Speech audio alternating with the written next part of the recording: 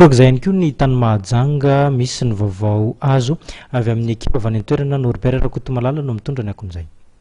Andriamatoa président, inona moa zany zao ny toeny a dia inona ny asa ataonareo eto amin'ny CED amin'izao fotoana izao? Moa zany dia isorantsika nanamanitra fa dia totosa somatsara tamin'ny filaminana fa totonina ny fidianana tato amin'ny distrika Mahajanga voalohany. Amin'izao zany a dia mifandraisana ireo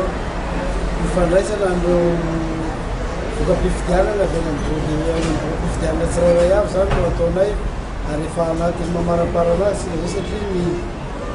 eo amin'ny 7 zany a amin'ireo 3 no efa tonga aty aminay zao ary efa milahatra ao vilireo ihany koa zany a ireo sisa-tavela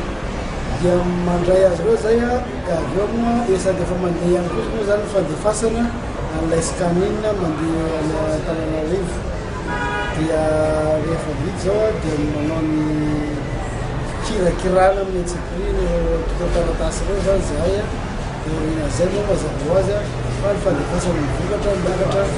any Tananarivo zany. Raha iverenana kely ny tontolo omaly nandeha araky nieritreretana azy ve